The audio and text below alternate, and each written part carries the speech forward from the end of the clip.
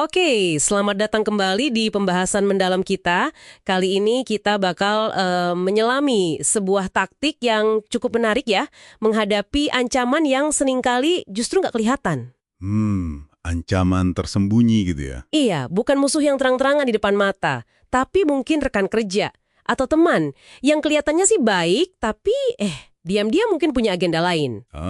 Yang menusuk dari belakang istilahnya. Nah, bisa jadi gitu. Sumber kita kali ini dari buku The 33 Strategies of War-nya Robert Greene, bab ke-28. Oke, strategi perang lagi nih. Betul. Misi kita sekarang adalah memahami strategi one-upmanship. One-upmanship. Gimana tuh maksudnya? Ini semacam seni halus lah ya buat memancing lawan biar mereka jatuh karena kesalahan mereka sendiri. Jadi posisi Anda tetap aman, terlihat bijak, nggak kelihatan menyerang. Wah, menarik. Jadi kita nggak perlu kotor tangan gitu ya? Kurang lebih begitu. Mari kita coba bedah bareng-bareng. Siap. Nah, sumber ini bilang bahaya terbesar itu justru sering muncul dari orang-orang dekat kita, di lingkungan kerja atau pertemanan. Iya sih. Karena di lingkungan sosial atau kantor gitu kan, kita dituntut buat tampil sopan, kolaboratif. Betul, tapi di balik itu semua ya pasti ada persaingan lah. Jadi kita perlu cara buat unggul tapi nggak kelihatan agresif atau jahat. Oke, jadi strategi ini intinya bukan nyerang langsung ya? Bukan. Jadi gimana? Sebenarnya inti dari strategi ini tuh lebih ke pemahaman.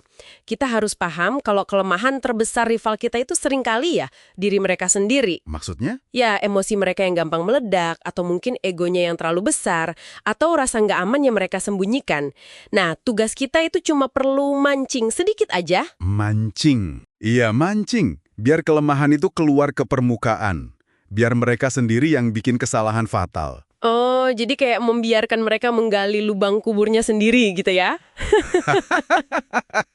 Ya, bisa dibilang gitu.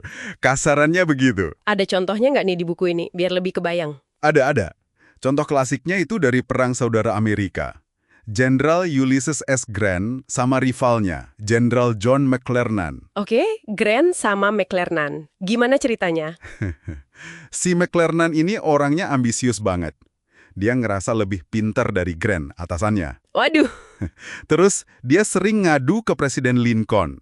Ngeluhin Grant sambil coba cari komando sendiri gitu, pengen independen. Terus si Grant gimana nanggepinnya? Marah? Nah, ini dia uniknya. Grant nggak konfrontasi langsung. Sama sekali nggak. Oh ya, terus? Di depan umum, dia tetap sopan sama McClernand.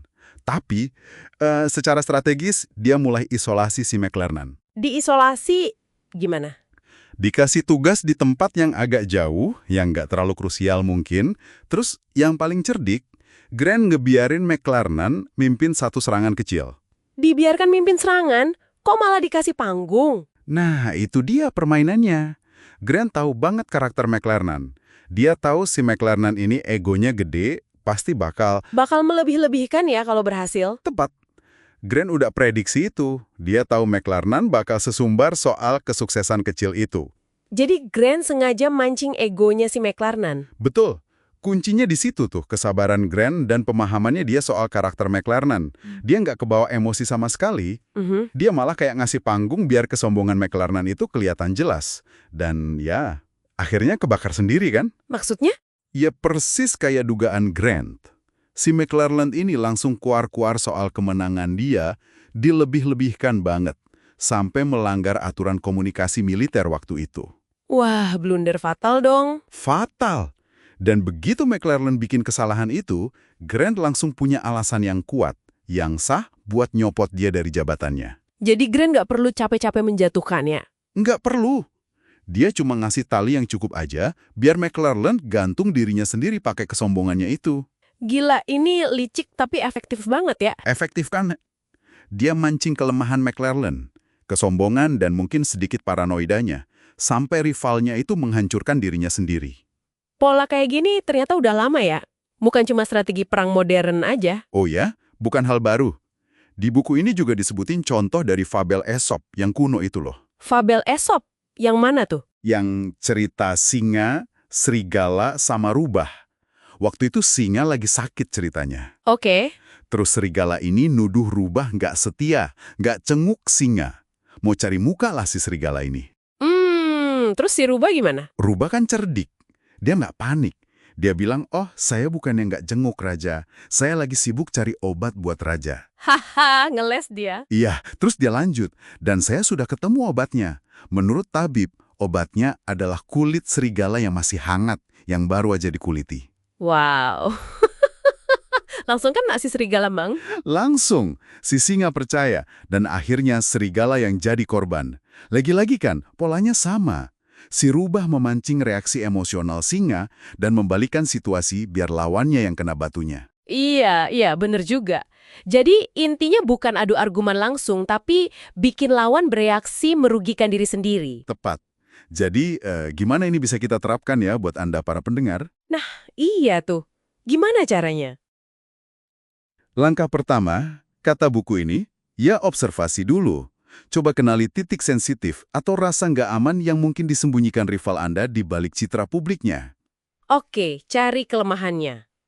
Terus? Terus, ya pakai umpan halus, nggak perlu terang-terangan. Mungkin pertanyaan yang kelihatannya polos atau komentar yang agak ambigu. Atau mungkin ngasih mereka kesempatan buat tampil di area yang justru jadi kelemahan mereka ya, kayak Grand tadi. Bisa jadi, bisa jadi. Tujuannya kan bukan buat debat kusir atau konfrontasi terbuka.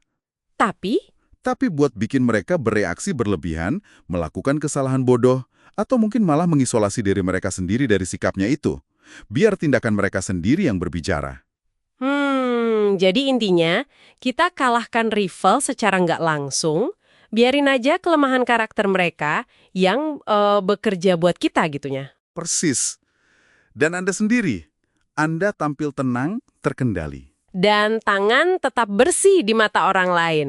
Wah, ini strategi yang cukup kuat ya. Kuat banget. Tapi, Tapi, ya tentu ini strategi yang kuat. Tapi mungkin bagi sebagian orang ini agak, ya di batas kewajaran ya.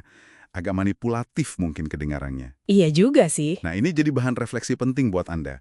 Sejauh mana sih Anda nyaman pakai taktik semacam ini? Di mana batas etisnya buat Anda? Pertanyaan bagus tuh. Dan yang nggak kalah penting juga, gimana caranya Anda bisa lebih peka? Biar bisa ngenalin kalau ada orang lain yang lagi coba pakai strategi ini ke Anda. Dan gimana cara melindungi diri? Wah iya, itu penting banget buat dipikirkan. Jadi nggak cuma cara memakai, tapi juga cara bertahan ya. Betul, sesuatu buat Anda renungkan lebih lanjut setelah ini.